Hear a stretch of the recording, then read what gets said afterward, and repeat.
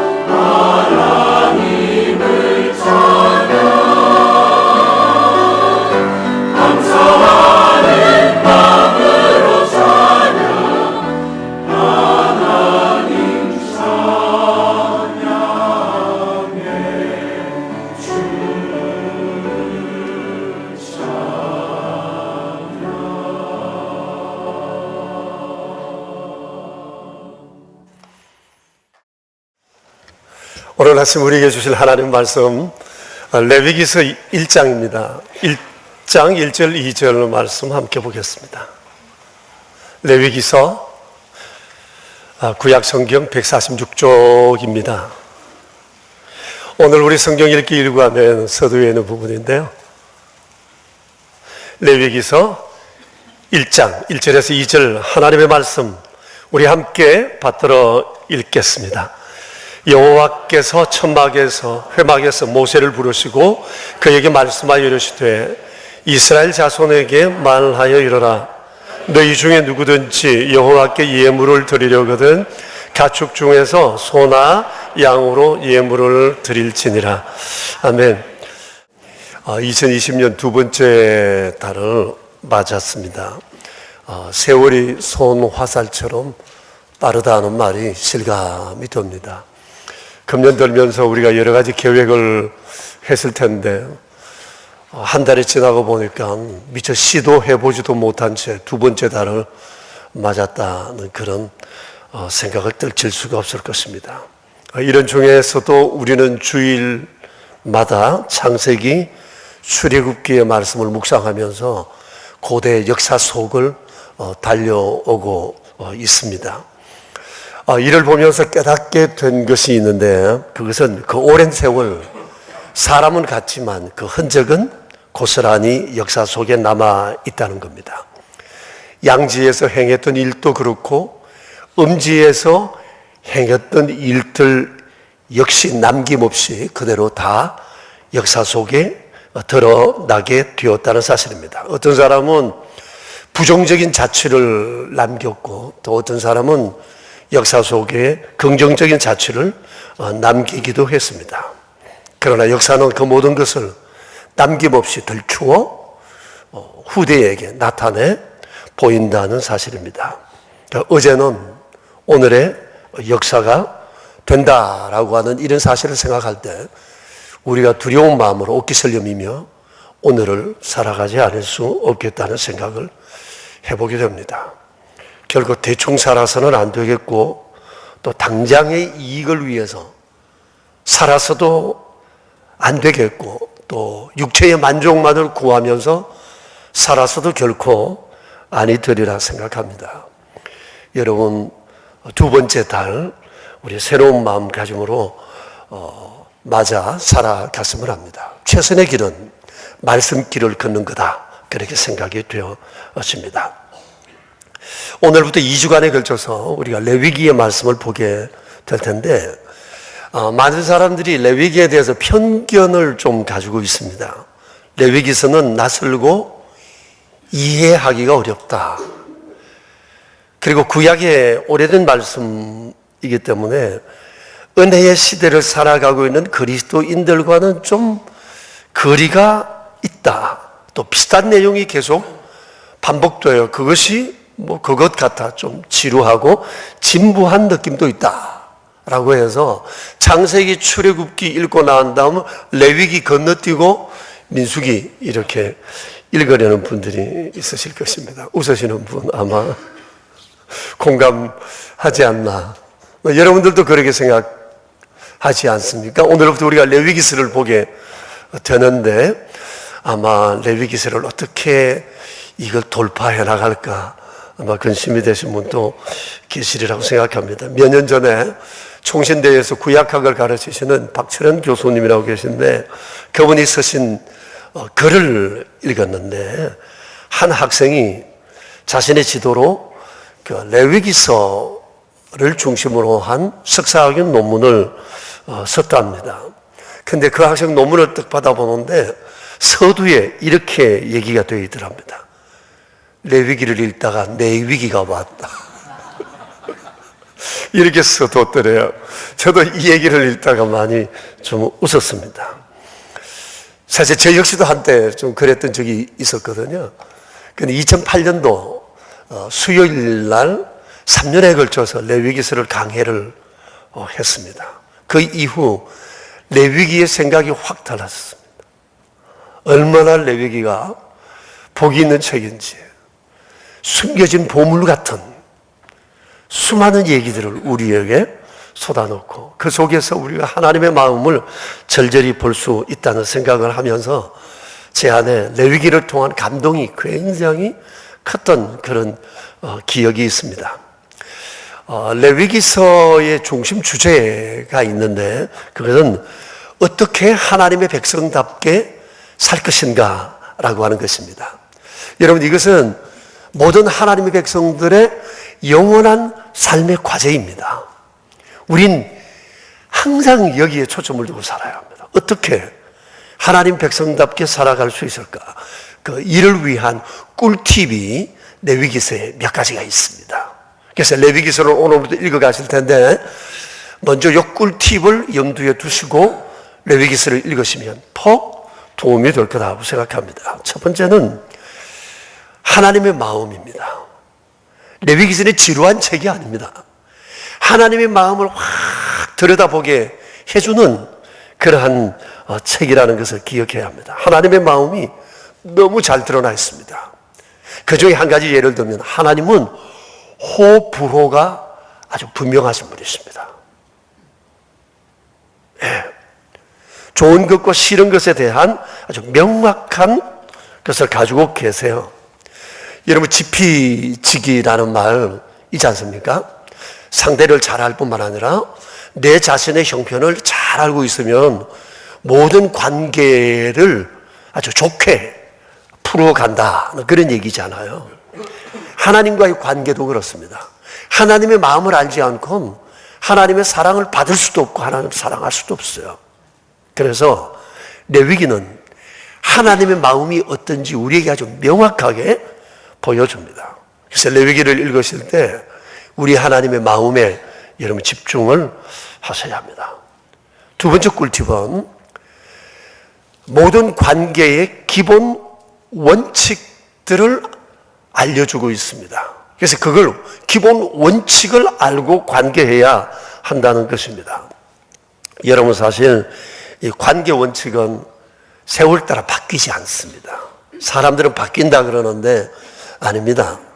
사람만 바뀌고 환경만 바뀌고 세월만 바뀌고 시대적인 조류만 바뀌는 것이지 모든 인간관계, 하나님과의 관계 원칙은 그때나 지금이나 전혀 앞으로도 바뀌지를 않습니다. 그저께 조문 가는 길에 경부고속도로 하행선을 타고 내려가다가 어느 휴게소에 들려서 커피를 한 잔 했습니다.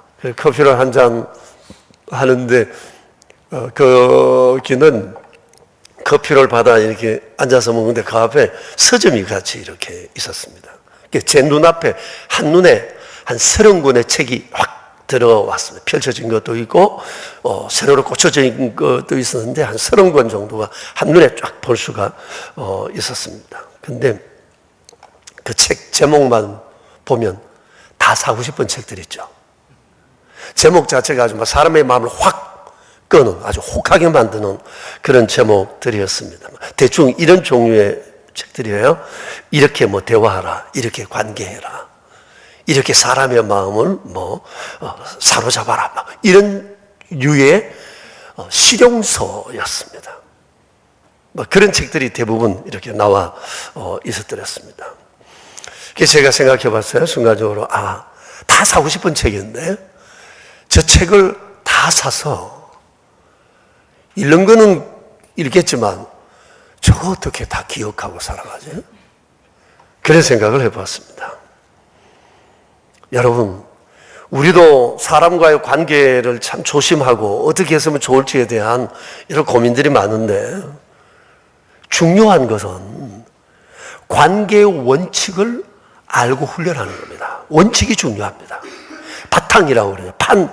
삶의 판이라고 그러죠. 판. 이게 중요합니다. 바탕이 중요하다는 거예요. 기술보다. 그래서 모든 관계도 관계 원칙이 있어요. 어떻게 살아가야 할까에 대한 큰 줄기가 있거든요. 이것을 알고 훈련하면 모든 관계는 그런대로 100점은 안 돼도 원만하게 실수하지 않고 또 관계를 해나갈 수 있다는 겁니다. 그러니까 레위기서에는 그런 관계 원칙을 말씀하고 있어요. 레위기서에서. 여러 주제들이 있습니다. 예를 들어 우상숭배, 돈, 재산권, 결혼, 이혼, 가족관계, 이웃관계, 노사관계, 국가관, 이런 것들 등등 많이 있어요. 그런데 이 모든 것이 여러분 옛날 이야기 아니잖아요. 이 모든 것이 현대를 살아가고 있는 우리들에게 너무 중요한 삶의 주제들이에요. 근데 여기에 대한 하나님의 원칙이 뭐냐? 이걸 레위기서는 우리에게 보여주고 있습니다. 그러니 여러분 어떻게 창세기, 출애굽기 읽고 레위기 건너뛰고 민수기로 바로 갈 수 있겠어요? 너무 중요한 말씀드리기 때문입니다. 그래서 레위기를 보실 때 모든 관계에 대한 하나님의 원칙이 뭐냐?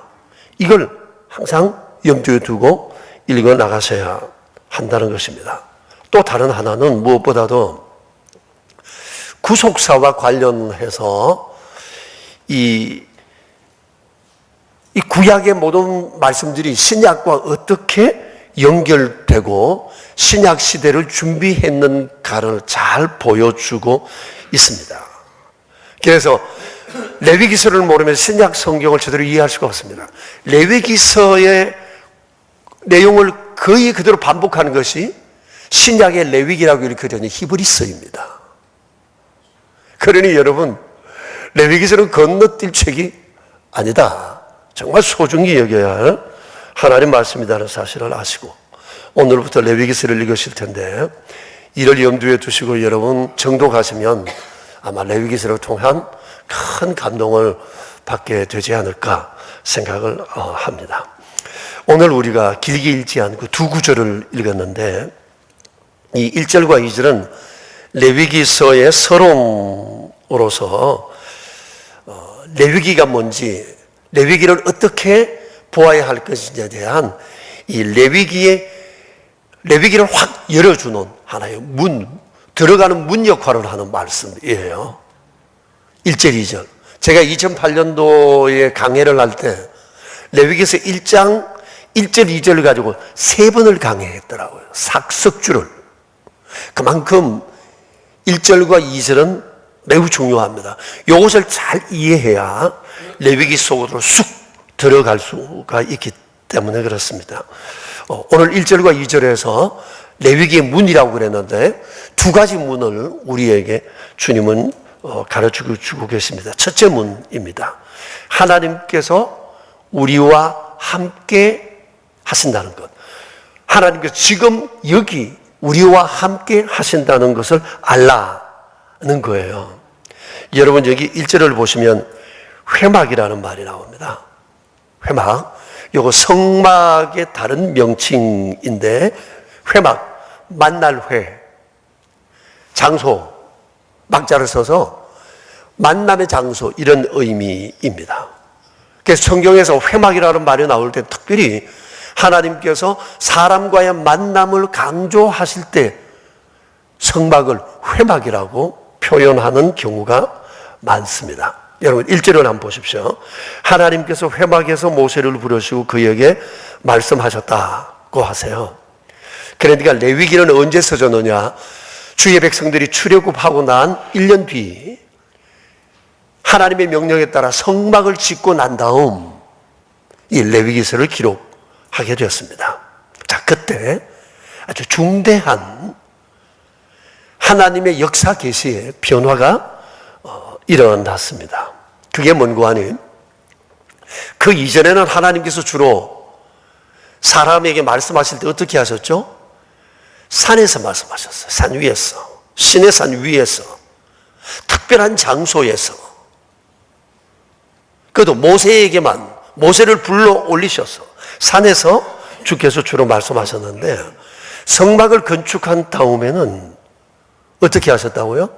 주께서 성막으로 모세를 부르셔서 성막에서 모세에게 말씀하셨다고 하는 사실입니다. 하나님의 계시의 역사에 굉장한 변화예요. 하나님은 말씀을 통해서 자신을 드러내시는데 전에는 산에서, 이제는 어디에서요? 성막에서 모세를 부르시고 말씀하셨다고 하는 사실입니다. 사실 성막을 건축하라고 말씀하실 때 하나님께서 이렇게 말씀하셨어요. 출애굽기 25장에 보면 내가 그들 중에 거할 성소를 나를 위하여 지어라 하셨어요. 성막은 하나님께서 이 땅에 거하시는 사람들에게 보여주는 가시적인 장소라고 하는 사실입니다. 그래서 하나님께서는 성막에 계시겠다 하시면서 성막으로 모세를 부르셨어요. 그런데 여러분, 하나님께서 성막을 지으시고 난 다음에 성막을 이렇게 배치하라 하셨어요. 이게 성막 배치도인데요. 이것입니다. 이스라엘 12지파가 있잖아요. 그러면 그 가운데 하나님의 성막을 이렇게 짓고, 그 다음에 3개 지파씩 동서남북으로 이렇게 나누어 거주하게 했습니다. 무슨 의미일까요? 하나님께서 백성들 한가운데 계시다는 거예요. 하나님이 이 땅 가운데 계시다는 것입니다. 그리고 하나님께서 하나님의 백성들과 같은 공간에 머물고 계시다는 거예요. 이게 성막 배치도예요. 이렇게 해서 하나님은 산 위에 계시는 분이 아니시라 백성들과 함께 여기 한 공간에 같이 머물고 계시다라고 하는 것을 주님은 나타내 보여주고 싶어 하셨어요. 백성들에게 이걸 알게 하고 싶으셔서 하나님은 성막을 지으시고 짓게 하시고 성막으로 모세를 부르시고 이곳에서 모세에게 말씀하셨다고 하는 사실입니다. 그리고 그 이전에는 모세 외에는 누구도 상대하지 아니하셨어요. 오직 모세를 통해서만 말씀하셨습니다.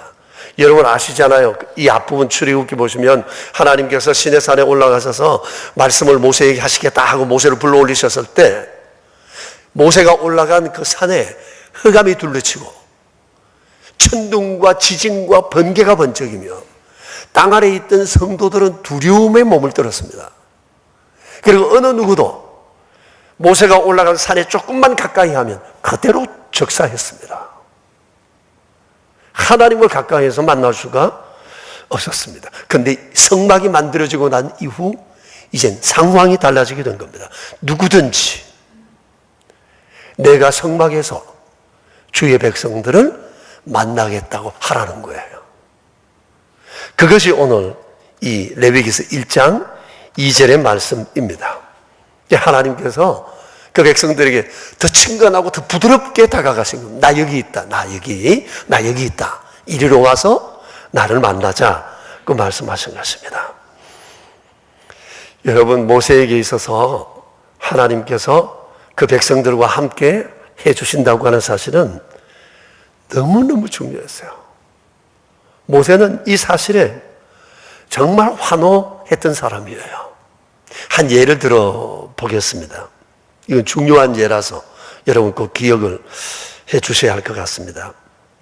하나님께서 모세를 산 위로 불러 올리셔서 성막에 관한 지시를 하셨는데, 계시를 하셨는데 그 내용이 출애굽기 24장에서 31장에 나옵니다. 긴 내용을 하나님이 계시하셨어요, 모세에게. 그리고 출애굽기 32장에 무슨 얘기가 나오는지 기억하시겠어요? 아시는 분? 우무와 쌍문권 5장. 모르시는구나. 성경 읽었는데도 그냥 지나갔죠. 건너뛴 건 아니죠. 금송아지 숭배 사건에 나옵니다.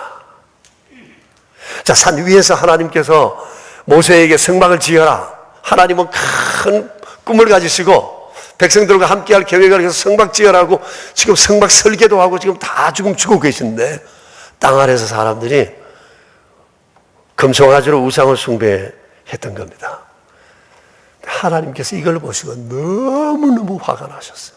진노하시면서 하신 말씀이 내가 이들을 진멸하고 모세 너를 통해서 내가 큰 나라를 세우시겠다 하셨어요. 그때 모세가 너무 놀라서 하나님께 간구했습니다.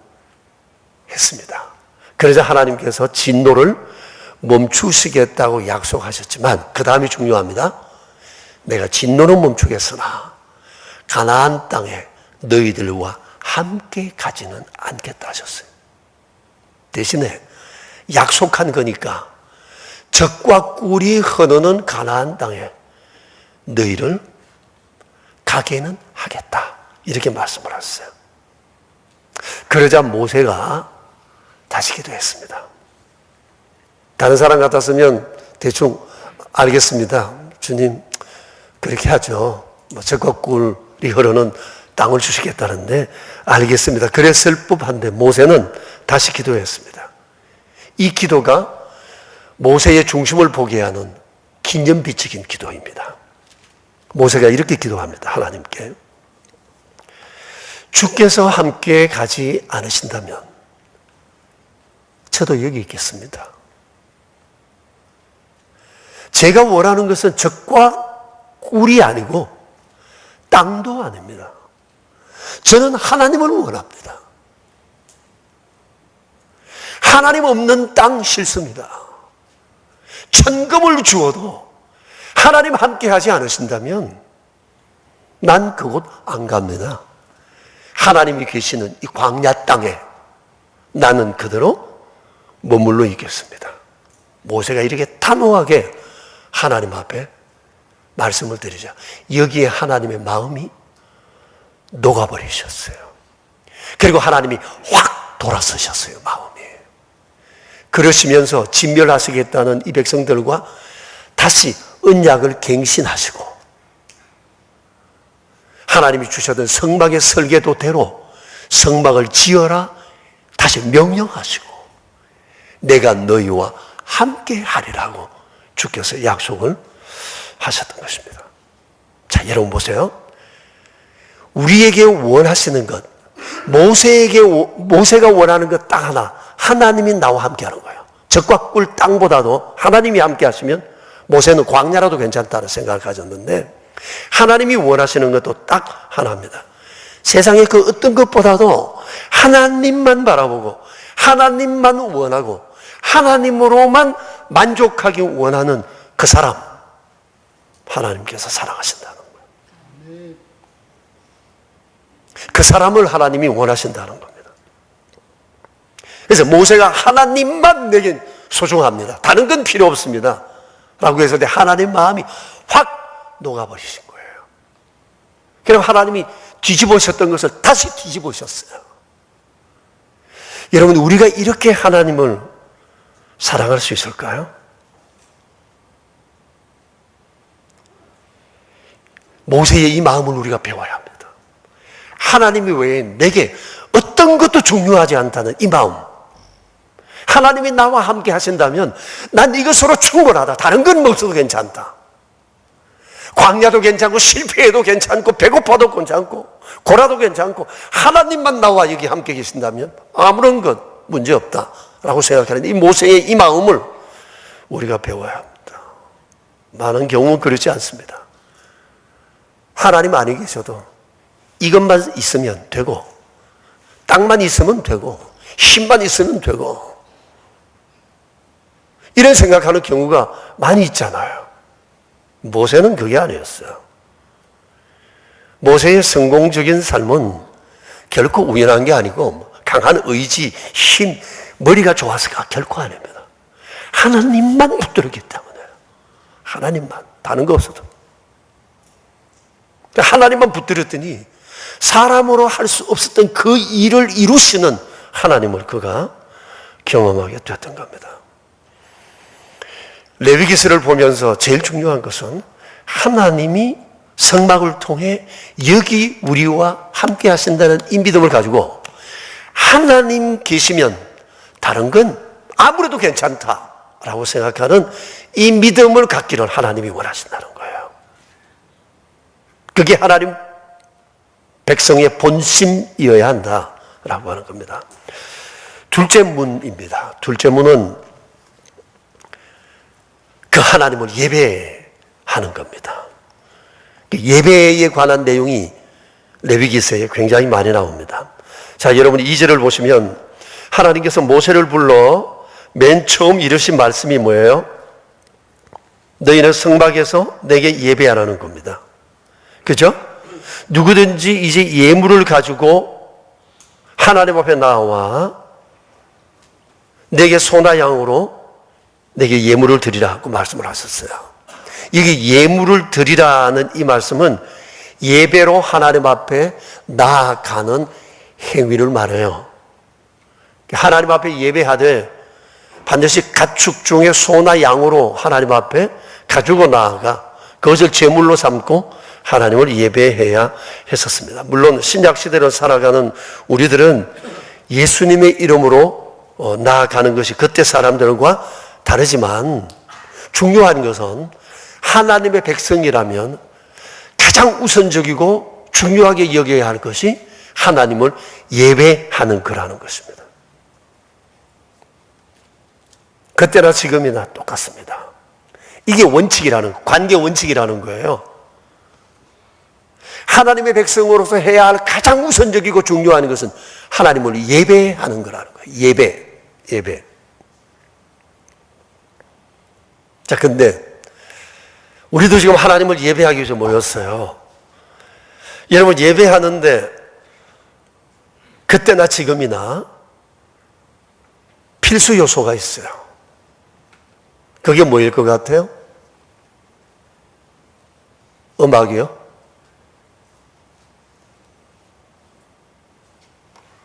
성경책이요? 헌금이요? 뭐일 것 같아요? 이것도 알아맞히면 의무와 상품권 5장.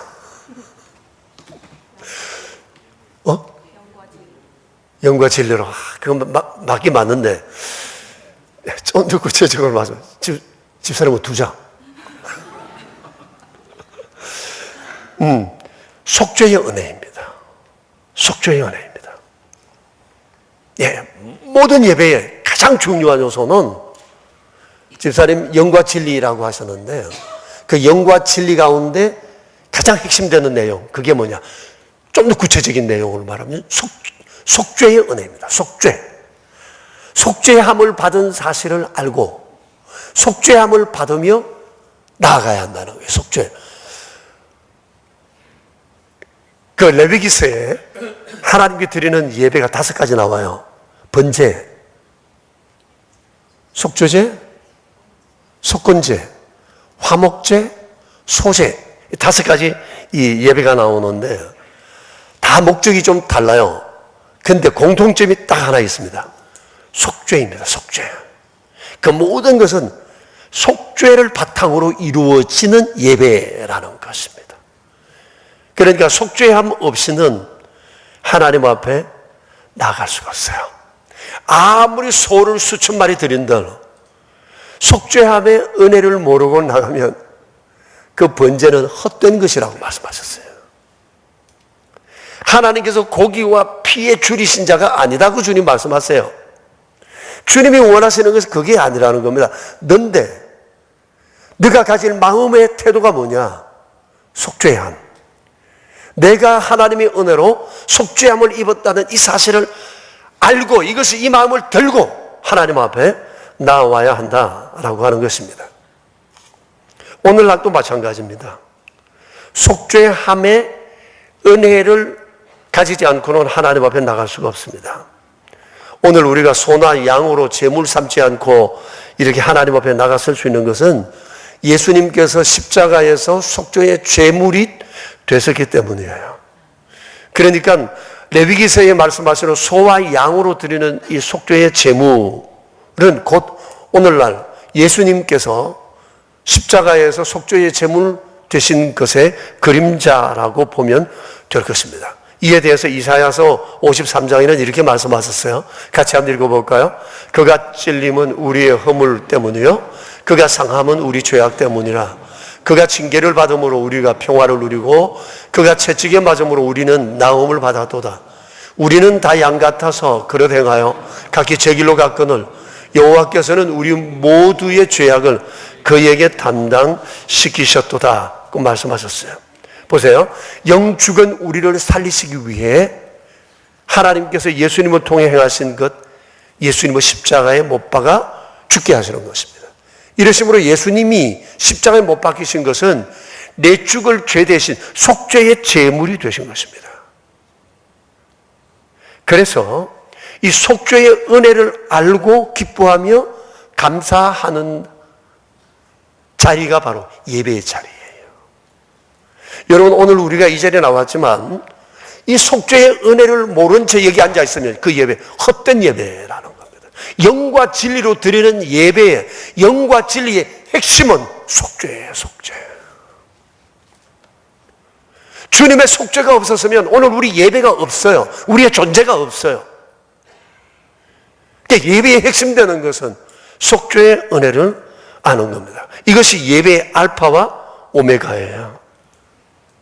그러니 우리가 어찌 이 예배를 소홀히 할 수 있겠고 적당히 할 수 있겠고 감사와 감격이 없는 예배를 드릴 수 있겠느냐는 거예요. 이 은혜를 모르면 맨날 자기 중심의 예배만 드려요. 내 하고 싶은 거, 내 원하는 거, 내 소원 성취, 그건 우상숭배에서나 하는 거지. 그리스도를 그 중심으로 한 하나님께 드리는 예배가 아니거든요. 하나님께 드리는 예배의 중심은 속죄입니다. 속죄에 대한 감사 때문에 우리 이 자리에 나와 있는 거예요. 우리 소원을 성취하기 위해서 나온 것이 아닙니다. 오늘 이 자리에 나온 것은 속죄함에 대한 이 감사, 이 때문에 나온 거예요. 이 감사로 나온 겁니다. 감사의 자리예요, 이 자리가. 그래서 우리는 주님 앞에 온 마음을 다해서 찬양하고 축제를 드리고 싶은 마음인 거거든요. 이게 가장 중요한 거라는 것입니다. 그러니까 예배는 적당하게 드려졌어요. 내 소원을 빌기 위해 나오는 자리가 아니라는 거죠. 이게 기독교 예배의 독특함이고 하나님이 원하시는 겁니다. 그래서 예물을 가지고 나오라는 말씀은 바로 속죄, 속죄의 그 은총을 입으라는 겁니다. 그리고 속죄를 통해서 하나님 앞에 예배를 드려야 한다는 것입니다. 얼마 전에 제가 매트 레드맨이라는 사람에 관한 글을 읽었습니다. 이 사람은 영국에 있는 소울 서바이버 교회 찬양 사역자로 지금 일하고 계십니다. 그런데 이 글에서 그런 얘기가 있었어요. 이분이 이 찬양 사역을 시작했을 때 영국 교회는 아주 처참했다고 합니다. 건물은 있는데, 교회 건물은 있는데 크고 웅장한데 예배당에 사람은 없었어요. 사람들이 소수가 교회에 나오기는 나오지만 속죄의 은혜는 전혀 모르는 아마 종교인들 뿐이었다는 얘기입니다. 형식적인 사람들이었다. 그건 아마 속죄의 은혜를 모르기 때문에 그렇으리라고 저는 생각해요. 그리고 찬양팀이 앞에 있어서 찬양을 하고 찬양을 따라하기는 하지만 신앙 고백과는 전혀 상관없는 현란한 악기 연주에만 몸을 끄덕이고 자기 감정을 그저 드러내는, 자기 감정의 만족을 위한 노래하는 사람들이 대부분이었다고 그랬습니다. 그래서 매트 레드맨이 고민하기 시작했습니다. 이래서는 안 된다. 본질로 돌아가야 한다. 믿음의 본질로. 그래서 그가 자기 찬양 팀에서 밴드를 없애버렸답니다. 어떻게 악기를 연주할까? 여기에 너무 신경 쓰다 보니까 하나님을 향한 예배를 제대로 드릴 수 없다는 것을 그가 알았기 때문입니다. 그래서 모든 찬양팀이 악기를 내려놓고 악기 대신 악기 연주를 연습하는 그 시간에 하나님 앞에 기도하며 나아갔답니다. 그리고 찬양 반주 없이 아카펠라로 하나님께 찬양을 드렸습니다. 모든 예배에서 그렇게 찬양을 했습니다. 1년 동안 그 교회는 악기 연주 소리 전혀 들리지 않고 오직 영과 진리로 온 마음을 하나님께 집중해서 찬양을 했는데 1년을 그렇게 주님께만 집중하고 다른 데 신경 쓰지 않고 거기만 집중하여 찬양을 했는데 놀라운 것은 예배가 회복되고 죽어가던 영혼들이 살아나게 되고, 그러면서 이 교회 소울 서바이버 이 교회 찬양하는 그 시간엔 영국의 수천 명의 젊은이들이 모여 정말 온 마음으로 하나님을 찬양하고 이 교회가 영국의 부흥의 견인차가 되고 있다. 그런 얘기를 읽어봤습니다. 너무나 놀라운 얘기가 아닐 수 없습니다. 여러분, 나의 예배는 어떻습니까? 감격이 있습니까? 떨림이 있습니까? 속죄에 대한 감사가 내 안에 있습니까? 소원을 들고 나왔습니까? 감사를 들고 나왔습니까? 어떻습니까? 나의 예배 이대로 괜찮겠습니까? 제가 2달쯤 전인가요? 기독교 TV를 보려고 이렇게 번호를 누르다가 어디 바로 그 옆에 있는 캐톨릭 그 TV 채널에 이렇게 가버렸어요. 가게 된 이유는 툭 틀다 보니까 조수미 씨가 나오길래 뭔가 싶어 가서 봤더만 캐톨릭 그 TV였어요. 근데 왜 여기에 조수미 씨가 나오지? 그 사람은 캐톨릭 신자였잖아요. 그래서 6년 전에 교황이 우리나라 왔을 때 조수미 씨가 교황이 모여서 집례하는 그곳에 식전 행사로 그가 노래를 불렀던 그게 있지 않습니까? 이 노래 부르는 것을 취재한 영상이었어요.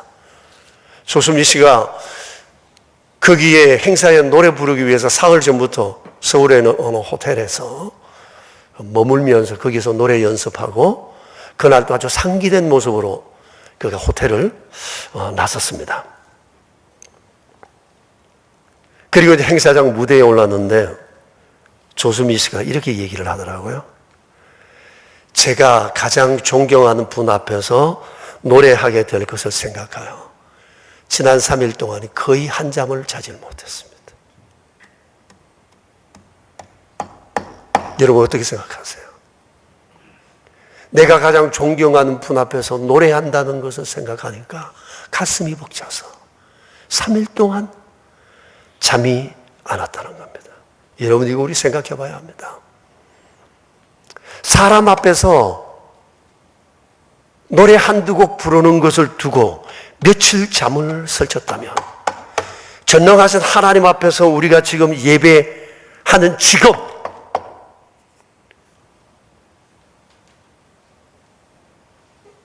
우리의 심정은 어떠해야 한가?